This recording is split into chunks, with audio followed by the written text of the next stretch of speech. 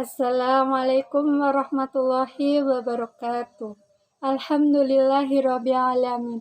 Wassalatu wassalamu ala asrofil anbiya'i wal mursalin wa ala alihi wa ashabihi wa man tabi'ahum bi ihsani ila yaumiddin, amma ba'du.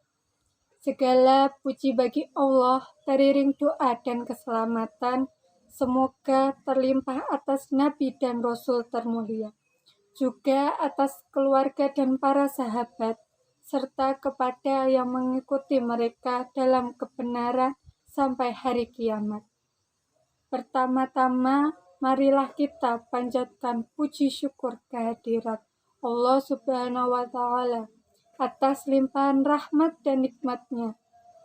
Tidak lupa sholawat serta salam tetap kita curahkan limpah kepada junjungan Nabi besar Nabi Muhammad SAW yang telah membawa kita keluar dari zaman kegelapan menuju ke zaman yang terang benderang saat ini. Semoga kita semua mendapatkan syafaat pada yaumil akhir kelak. Amin ya rabbal alamin. Yang terhormat Bapak Ahmad Muhammad Mustaina Soha, Sarjana Hukum, Magister Hukum, selaku dosen mata kuliah Pancasila. Sebelumnya, perkenalkan, saya Ismini Nur Hasanah dengan NIM 203111048 dari Program Studi Pendidikan Agama Islam kelas 2B. Video ini dibuat untuk memenuhi ulangan tengah semester mata kuliah Pancasila. Di sini saya akan menyampaikan mengenai Pancasila dalam sudut pandang Islam. Pancasila adalah pilar ideologis negara Indonesia. Nama ini terdiri dari dua kata dari Sanskerta. Panca berarti 5 dan sila berarti prinsip atau asas. Pancasila merupakan rumusan dan pedoman kehidupan berbangsa dan bernegara bagi seluruh rakyat Indonesia. 5 ideologi utama penyusun Pancasila adalah: yang pertama, ketuhanan yang Maha Esa; kedua, kemanusiaan yang adil dan beradab; ketiga, persatuan Indonesia; keempat, kerakyatan yang dipimpin oleh hikmat kebijaksanaan dalam permusyawaratan perwakilan; kelima, keadilan sosial bagi seluruh rakyat Indonesia. Sekalipun terjadi perubahan isi dan urutan 5 sila Pancasila yang berlangsung dalam beberapa tahap selama masa perumusan Pancasila, pada tahun 1945, tanggal 1 Juni diperingati bersama sebagai hari lahirnya Pancasila.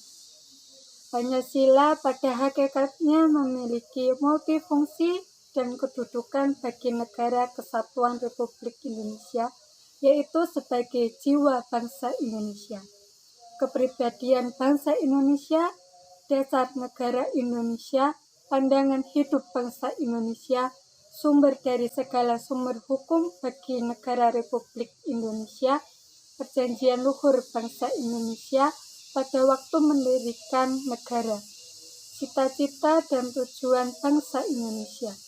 Pancasila juga bisa memainkan peran strategis sebagai pemersatu bangsa Indonesia yang memiliki keragaman suku, agama, dan ras. Pancasila tidak hanya eksis, melainkan juga fungsional. Pancasila seringkali dipertentangkan dengan agama, padahal tidak harus demikian. Bagaimana Pancasila dalam perspektif Islam? Pertama, sila ketuhanan yang Maha Esa. Artinya bahwa kita meyakini dan mempercayai bahwa Tuhan itu Maha Esa.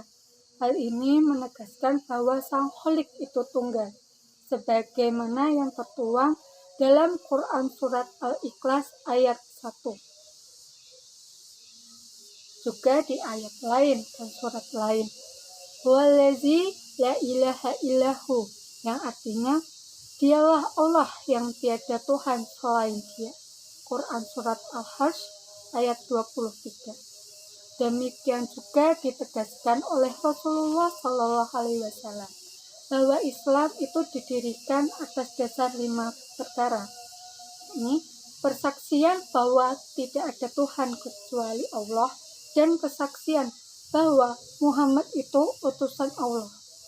Semuanya menegaskan bahwa mentauhidkan Allah itu mutlak bagi setiap warga negara Indonesia.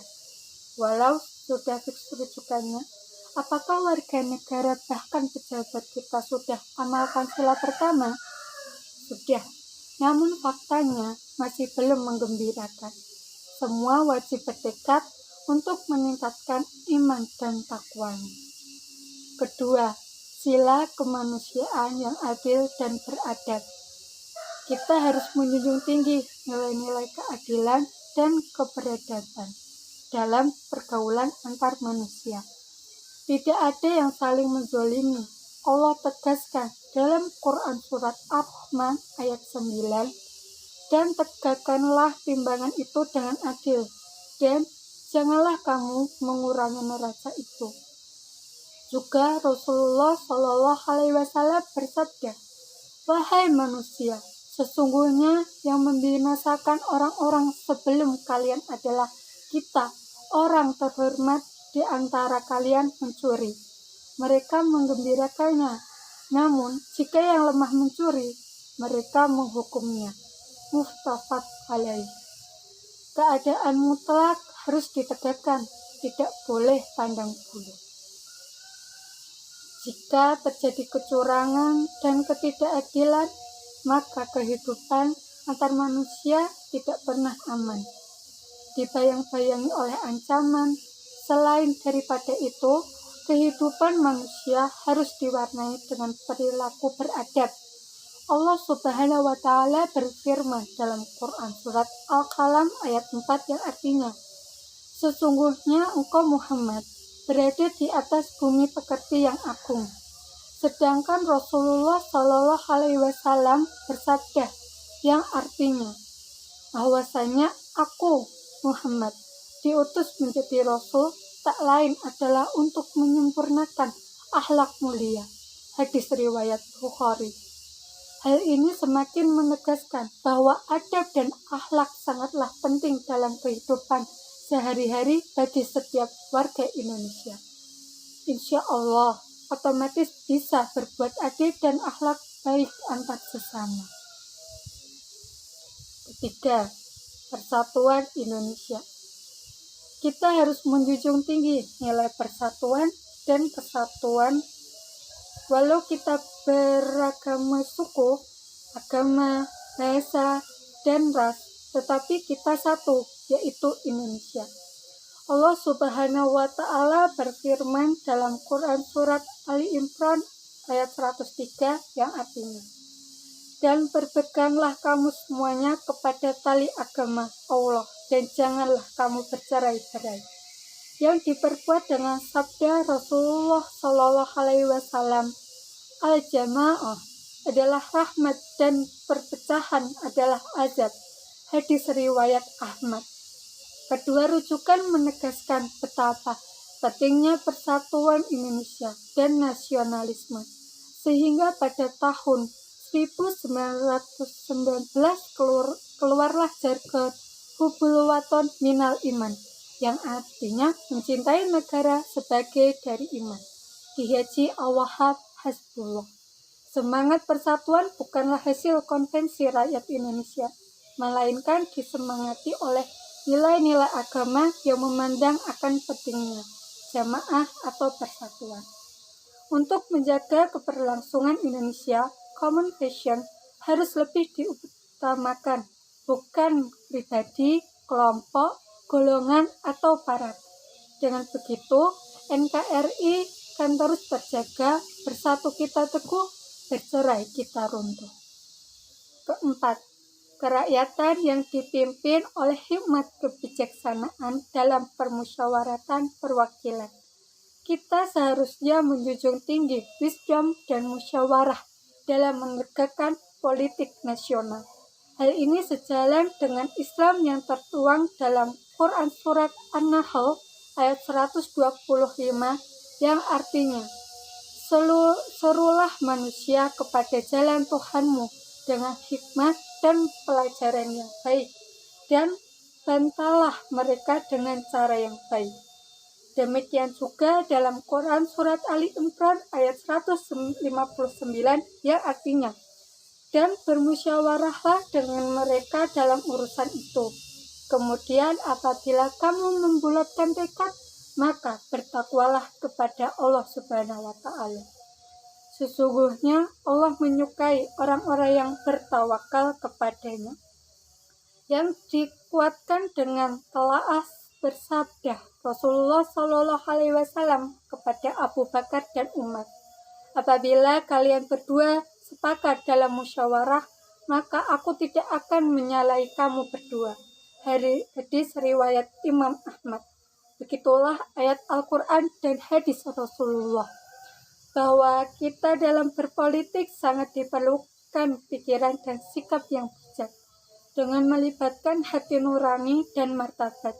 Demikian pula dalam urusan pembuatan keputusan, hendaklah lebih diutamakan dengan cara musyawarah dan mufakat. Jika upaya ini gagal, barulah dilakukan dengan voting. Inilah yang menjadi persoalan dewasa ini, bahwa ada kesan bahwa pilihan langsung merupakan praktek demokrasi yang kurang sejalan dengan rambu-rambu Pancasila. Kelima, sila keadilan sosial bagi seluruh rakyat Indonesia. Rakyat Indonesia, kita bertanggung jawab untuk bersama-sama menegakkan keadilan dalam kehidupan sosial dan tidak ada diskriminasi atau privilege. Rumusan ini sebenarnya merujuk pada Quran Surat An-Nahl ayat 90 yang artinya, sesungguhnya Allah menyuruh kamu berlaku adil dan berbuat kebajikan, memberi kepada kaum kerabatnya, dan Allah melarang dari berbuat keji, mungkar, dan permusnahan. Dia memberi pengajaran kepadamu agar kamu dapat mengambil pelajaran. Hal ini dikuatkan dengan sabda Rasulullah Shallallahu Alaihi Wasallam, carilah keridhaanku dengan berbuat baik kepada orang-orang lemah kalian, karena kalian diberi rezeki dan ditolong sebab orang-orang lemah kalian. Disahihkan Al-Imam Al-Bani dalam As-Sahih nomor 779. Betapa anjuran untuk berbuat adil dan kebajikan untuk seluruh rakyat Indonesia tanpa ada diskriminasi. Pembangunan ekonomi yang seharusnya diperkuatkan adalah ekonomi kerakyatan, ekonomi syariah, bukan ekonomi kapitalis yang berdampak terhadap ketidakmerataan kerakyatan negara atau rakyat.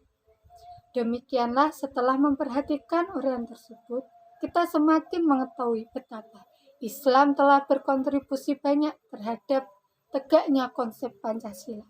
Kini persoalan yang masih dihadapi terkait Pancasila bukanlah rumusan konsepnya, namun konstruksi materi dan strategi implementasi nilai-nilai Pancasila yang belum terumuskan final.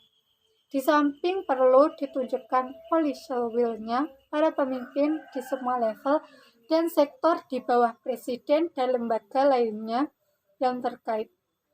Urusan Pancasila adalah urusan dan tanggung jawab semua, bukan tanggung jawab rezim. Jika demikian, maka implementasi nilai-nilai Pancasila akan didukung oleh semua.